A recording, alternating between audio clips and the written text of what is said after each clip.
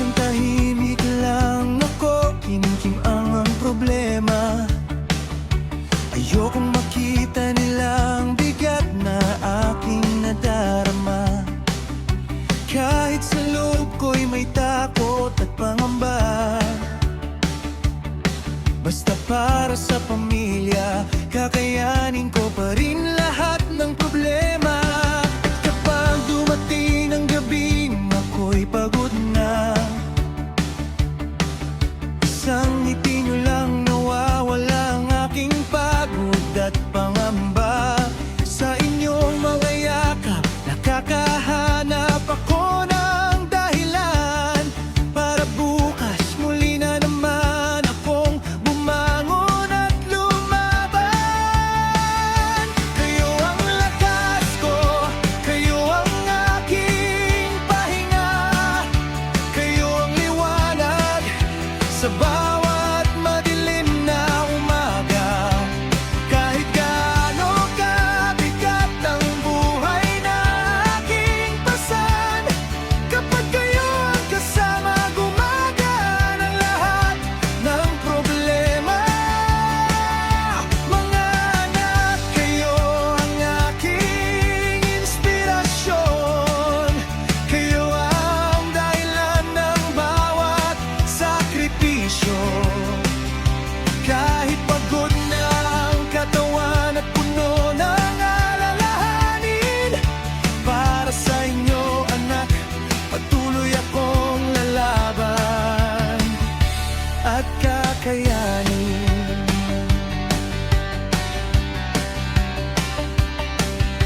Hindi man madali ang buhay na aking tinatahak, may mga araw na gusto ko ring sumuko at huminto sandali. Pero kapag naisip ko ang kinabukasan ninyo, lahat ng hirap at pagod kinakaya ko.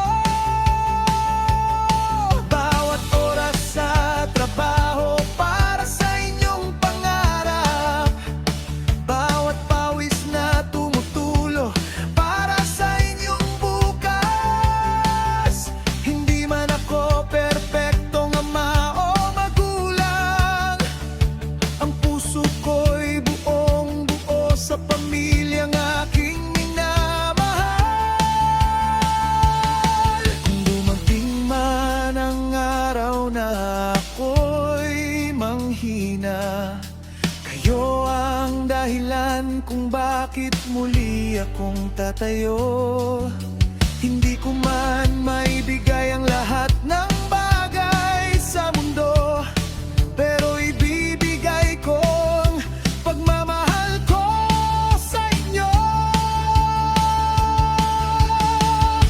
Kayo ang lakas ko, kayo ang aking pahinga, kayo ang aking tahanan sa mundong puno ng problema. Kahit gaano kalayo ang aking marating, ang puso ko'y palaging uuwi sa inyong mga ngiti. Mga anak, kayo ang aking inspirasyon, kayo ang dahilan ng bawat sakripisyo. At sa bawat araw na ako'y nagtatrabaho at lumalaban, kayo ang dahilan kung bakit ayokong sumuko kailanman.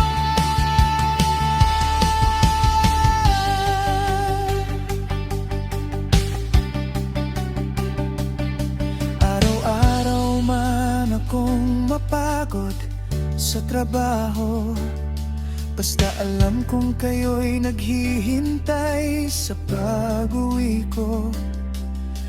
Lahat ng hirap ay kaya kong tiisin, dahil kayo, mga anak, ang lakas ko sa buhay na ito.